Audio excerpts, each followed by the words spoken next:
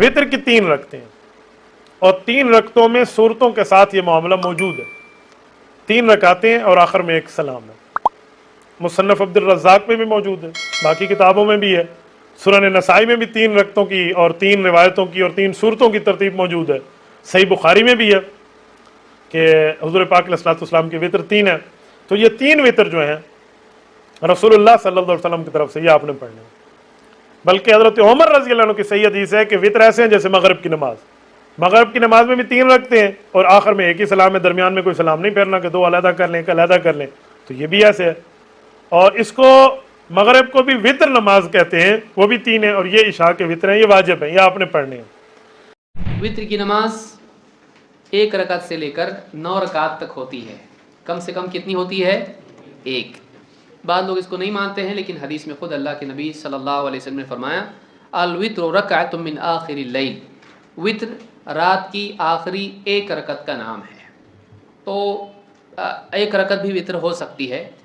معمول اللہ کے نبی صلی اللہ علیہ وسلم کا 3 رکعت کا ہے، تو کثرت سے زیادہ تر آپ صلی اللہ علیہ وسلم 3 رکعت پڑھا کرتے تھے۔ نافع کہتے ہیں ان عبداللہ ابن عمر کان یسلم بین الرکعۃ والرکعتین فی الوتر حتی یأمر ببعض حاجتہ۔ امام البخاری نے اس کو روایت کیا ہے، فرماتے ہیں عبداللہ ابن عمر صحابی نبی صلی اللہ علیہ وسلم کے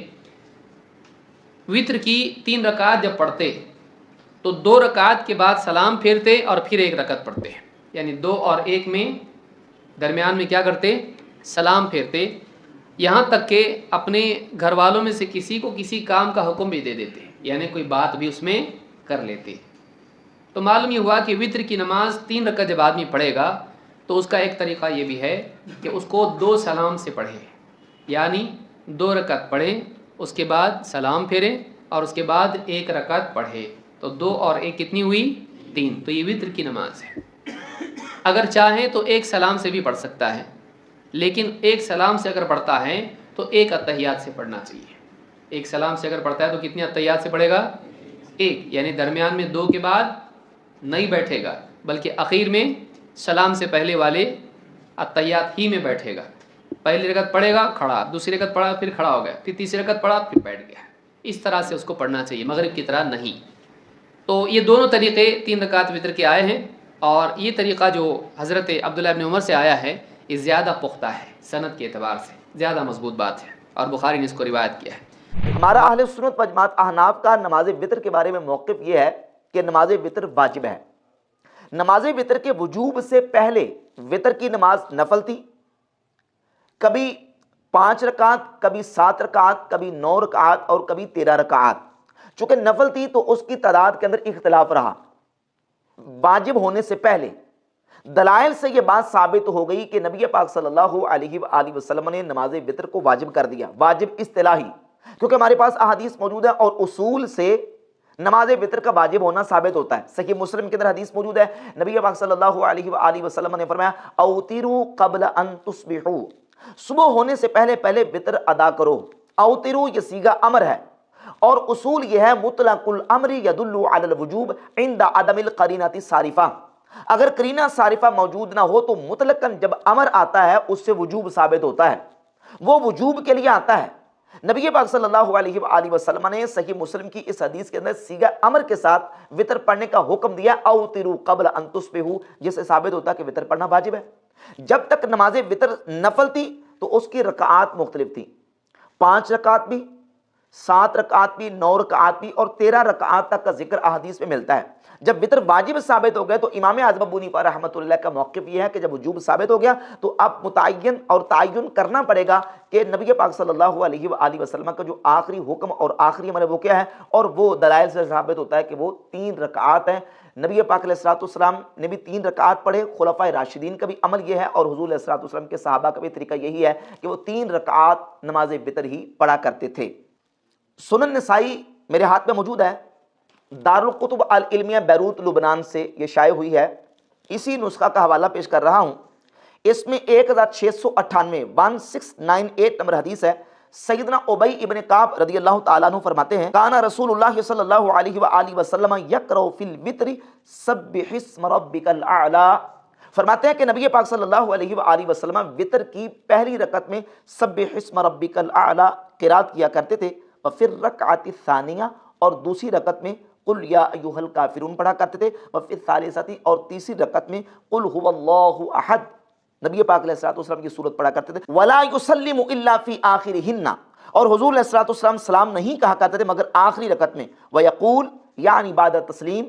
سبحان الملک القدوس ثلاثا، اور سلام پھیرنے کے بعد نبی پاک صلی اللہ علیہ وآلہ وسلم ان کلمات کو پڑھا کرتے تھے، جو کلمات سبحان الملک القدوس کے کلمات ہیں، آقا کریم علیہ الصلوۃ والسلام ان کو پڑھا کرتے تھے۔ اس حدیث سے یہ بات بالکل واضح ہوگی کہ نبی پاک علیہ الصلوۃ والسلام وطر کی 3 رکعات پڑھا کرتے تھے، اور پہلی رکعت میں سبح اسم ربک الاعلی، دوسری رکعت میں قل یا ایھا الکافرون، اور تیسری رکعت میں قل هو اللہ احد پڑھا کرتے تھے، اور آقا کریم علیہ الصلوۃ والسلام آخری تیسری رکعت میں سلام پھیرا کرتے تھے۔ 1695 نمبر حدیث ہے، ام المؤمنین سیدتنا عائشہ صدیقہ رضی اللہ تعالی عنہ فرماتی ہیں ان رسول اللہ صلی اللہ علیہ وآلہ وسلم کان لا یسلم فی رکعتی الوتر، نبی پاک صلی اللہ علیہ وآلہ وسلم وطر کی 2 رکعتوں پر سلام نہیں پھیرا کرتے تھے، بلکہ کب پھیرا کرتے تھے؟ ابی ابن کعب رضی اللہ تعالیٰ عنہ کی حدیث کے اندر صراحت موجود ہے کہ نبی پاک علیہ الصلوۃ والسلام تیسری رکعت پر سلام پھیرا کرتے تھے۔ 3 وتر حدیث کی روشنی میں 2 طریقے سے پڑھے جا سکتے ہیں۔ ایک تو پیارے نبی صلی اللہ علیہ وسلم کا فرمان ہے کہ رات کی نماز 2 رکھتے ہیں، جب تم ڈرو کہ صبح ہونے والی ہے پھر 1 پڑھ کے اس کو طاق کر لو، تو آپ 3 پڑھیں یا آپ 5 پڑھیں یا آپ 7 پڑھیں، آپ کو جتنی اللہ نے توفیق دی ہے نماز پڑھنے کی پڑھتے رہیں، اور آخر میں 1 رکعت پڑھ کے سلام پھیریں۔ اگر آپ نے 3 پڑھنی ہے تو 2 پڑھیں، تشہد میں بیٹھیں اور سلام پھیر دیں، پھر کھڑے ہو کر 1 پڑھ لیں۔ یا اگر لوگ سوال کرتے ہیں جی پھر اس 1 رکعت کی نیت کیا ہوگی؟ نیت دل میں ہوگی، زبان سے نہیں ہوگی، زبان سے بولنا بدعت ہے، کسی صحیح حدیث سے ثابت نہیں ہے۔ دوسرا طریقہ یہ ہے کہ آپ 3 رکعت اکٹھی پڑھیں، اور اس پہ رسول اللہ صلی اللہ علیہ وسلم کا فرمان ہے کہ جب 3 وتر پڑھے جائیں تو مغرب کی مشابہت نہ کی جائے۔ مغرب کی مشابہت کیسے؟ کہ ہم مغرب میں 2 رکعت پڑھ کے تشہد بیٹھتے ہیں، جب 3 اکٹھے پڑھیں گے تو پھر درمیان والا تشہد نہیں بیٹھیں گے، بلکہ پہلی رکعت پڑھی کھڑے ہو گئے، دوسری پڑھی کھڑے ہو گئے، تیسری پڑھ کے آخری ایک ہی تشہد میں بیٹھنا ہے۔ وطر کا دیکھیے ایک تو طریقہ یہ ہے کہ آپ 2 رکعت پڑھ کے سلام پھیر دیں اور 1 رکعت الگ سے پڑھیں، 2 رکعت پڑھ کے بیٹھیں، اتحیات بیٹھیں، سلام پھیر دیں اور پھر الگ سے 1 رکعت پڑھیں۔ اس طرح 3 وطر، ایک طریقہ تو یہ ہے۔ ایک طریقہ یہ ہے کہ ایک ہی سلام سے آپ 3 وطر پڑھیں، لیکن بیچ میں قعدہ نہ کریں، اتحیات نہ بیٹھیں دوسری رکعت پہ، پہلی رکعت پڑھ کے کھڑے ہو جائیں، دوسری رکعت پڑھ کے کھڑے ہو جائیں، تیسری رکعت پڑھ کے بھی آپ کھڑے ہو جائیں، تیسری رکعت کے لیے آپ کھڑے ہو جائیں، اور پھر جب آپ سورہ اخلاص، اللہ کے رسول 3 رکعتوں میں پہلی میں سبح اسم ربک الاعلی، دوسری میں قل یا ایھا الکافرون، اور تیسری میں سورہ اخلاص پڑھتے، اور پڑھنے کے بعد آپ دعائے قنوت اسی طرح جس طرح ہاتھ باندھے باندھے آپ قل هو اللہ آپ نے پڑھے ہیں اسی طرح اهدنی فیمن ہدیت وعافنی فیمن عافیت، یہ دعا آپ اس میں پڑھیں، یا جو حنفیوں نے یاد کرائی ہوئی ہے اللہم انا نستعینک ونستغفرک، لیکن اس میں کچھ تھوڑے بہت اضافے بھی ہیں، در حقیقت وہ اصل میں وہ قنوت نازلہ ہے، تو بہرحال وہ بھی اگر پڑھتا ہے تو کوئی حرج نہیں، تو پھر وہ رکوع کو جائے، پھر سجدے جائے، پھر سلام پھر دے۔ دوسرا یہ طریقہ ہے۔ وطر پڑھنے کے 3 طریقے دنیا میں رائج ہیں۔ ایک طریقہ تو ہے جو صحیح اور بہت اعلیٰ، جس میں شک و شبہ نہیں، اور ائمہ کی اکثریت نے اس کو قبول کیا، حرمین شریف میں بھی آپ دیکھتے ہیں تراویح کے بعد پڑھنے، وہ طریقہ ہے کہ 2 الگ پڑھے جائیں، 2 رکعتیں الگ شروع کی جائیں، اتحیات درود سلام پھیریں، ختم کر دیں، 1 رکعت پھر اٹھ کر اکیلی پڑھیں، وہ نئی شروع کریں، اس میں پھر ثنا پڑھیں، فاتحہ سورت پڑھیں، قنوت پڑھیں، اس کو الگ پڑھیں۔ یہ شفع جو ہے نا، وہ شفع کہتے ہیں، جوڑا 1 وتر تک، ان کو الگ کر کے پڑھا جائے دونوں کو، اصلی طریقہ تو یہ پکا جس میں شک شبہ نہیں۔ دوسرا طریقہ یہ ہے کہ اکٹھے پڑھے اور درمیان میں نہ بیٹھے، جیسے میرے بچے نے کہا کہ کئی لوگ اہل حدیث حضرات ایسے ہی کرتے ہیں کہ درمیان میں نہیں بیٹھتے، دوسری رکعت پر اٹھ جاتے ہیں، تیسری پر بیٹھتے ہیں، مغرب کی طرح نہیں پڑھتے، درمیان میں تشہد نہیں پڑھتے۔ یہ طریقہ بھی رسول کریم علیہ السلام سے ثابت نہیں ہے، یہ حضرت عطا بن ابی رباح وغیرہ نے پڑھا، کوئی اس کا ثبوت بھی آپ سے نہیں ہے۔ اور تیسرا جو ہے کہ مغرب کی طرح ہی پڑھتے ہیں 2 تشہد، یہ صحابہ میں سے حضرت ابن مسعود وغیرہ سے آتا، رسول اللہ سے نہیں آتا۔ اس لیے اگر آپ پوری سنت کی پیروی کریں نا، جس میں کوئی شبہ نہیں، پھر تو پکا اور قوی قول ہے کہ 2 رکعتیں الگ پڑھیں ان کا سلام کہیں، ایک جو الگ پڑھیں، شفع اور فصل میں فرق کریں۔ حضور یہ کر کے درمیان میں باتیں کر لیتے تھے، ابن عمر کر لیتے تھے، ایک الگ پڑھی جائے دو الگ، سب سے قوی تو یہ ہے۔ باقی دوسرے طریقے میں ان کو ہم یہ تو نہیں کہہ سکتے کہ اس سے نماز نہیں ہوتی، آخر بڑے بڑے نیک لوگوں نے پڑھی ہے۔ حدیث میں ایک رکعت وتر نہیں ہے، حدیث میں جو آتا ہے کان نبی صلی اللہ علیہ وسلم یوتر بواحدۃ، نبی ایک رکعت وتر پڑھتے تھے، یہ ترجمہ ہم نے خود کیا ہے۔ پوری حدیث میں امام طحاوی نے حدیث کے الفاظ نقل کیے ہیں کہ اوتر بواحدۃ توتر لکم ما صلیتم، ایک رکعت کے ذریعے پچھلی نمازوں کو طاق بنا دو۔ ایون اور آڈ کا لفظ سنا ہوگا نا، ایون کہتے ہیں جو دو پہ تقسیم ہو جائے، آڈ کہتے ہیں جو دو پہ تقسیم نہ ہو، طاق عدد جسے کہا جاتا ہے اردو میں۔ تو جہاں بھی یوتر بواحدۃ کا لفظ ہے وہاں امام ابو حنیفہ کی رائے کے مطابق، اور یہ بڑی مضبوط رائے ہے، اس پر میں ایک پورا کلپ ریکارڈ کرواؤں گا انشاءاللہ، کہ یوتر بواحدۃ کے الفاظ آئے ہیں، وہاں مطلب یہ کہ ایک رکعت کے ذریعے پچھلی دو رکعتوں کو وتر بنا دو، کیونکہ دو رکعتیں ایون تھی، ایک کے ذریعے آپ نے کیا بنا دیا؟ آڈ۔ یہ جہاں بھی لکھا ہوتا ہے نا نبی صلی اللہ علیہ وسلم ایک رکعت وتر پڑھتے تھے، تو آپ ان سے کہیں کہ یہ عربی سے اردو ترجمہ یہ تو تم نے خود کیا ہے، صحیح ہے نا، ایک رکعت وتر پڑھتے تھے۔ یوتر بواحدۃ کا مطلب ایک رکعت وتر بھی آتا ہے اور ایک رکعت کے ذریعے پچھلی نمازوں کو جفت بنانا بھی آتا ہے، دونوں آتے ہیں۔ تو احناف کا مستدل حضرت عائشہ کی حدیث ہے، وہ حدیث یہ ہے کان النبی صلی اللہ علیہ وسلم یوتر بثلاث، تین رکعت کے ذریعے طاق بناتے تھے اپنی پچھلی نمازوں کو۔ تو اب اس میں بھی یہ امکان ہے کہ تین رکعتیں پڑھتے تھے یا زیادہ، لیکن حضرت عائشہ نے جو اس کی تفصیل بیان کی اس سے صاف پتہ چلتا ہے کہ وہ تین رکعتیں ہوتی تھیں۔ حضرت عائشہ نے فرمایا پہلی رکعت میں سبح اسم ربک الاعلی پڑھتے تھے، دوسری میں قل یا ایھا الکافرون، اور تیسری میں قل هو اللہ، اور فرمایا بسلام، ایک سلام کے ساتھ، یعنی درمیان میں سلام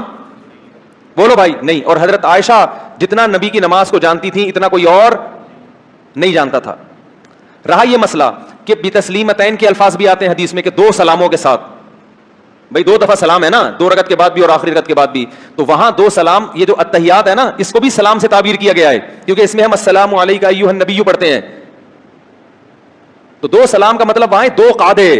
دوسری رکعت میں تشہد نہیں بیٹھنا آپ نے، اس کو مغرب سے مختلف کرنا ہے۔ ویسے تو اس کا جو صحیح طریقہ ہے وہ صحیح بخاری میں ہے کہ دو رکعت پڑھ کے آپ نے سلام پھیر دینا ہے اور تیسری رکعت الگ سے پڑھنی ہے۔ یہ جو تشہد نہ بیٹھ کر صرف جلسہ استراحت کر کے دوسری رکعت سے تیسری میں کھڑا ہونا، یہ تابعین سے ثابت ہے، صحابہ کرام سے نبی علیہ السلام سے جو روایتیں ثابت ہیں وہ کمزور ہیں، لیکن at the end of the day یہ ملا کے رزلٹ صحیح نکلتا ہے اس حوالے سے کہ صحیح مسلم میں حدیث ہے نبی علیہ السلام نے 5 رکعت وتر پڑھے جس میں آپ صرف آخری رکعت میں بیٹھے، تو یہ حدیث اس بات پہ ثبوت ہے کہ 3 رکعت بھی پڑھیں گے تو آپ آخری میں بیٹھیں گے۔ اس سے ان روایتوں کو سہارا مل جاتا ہے جس میں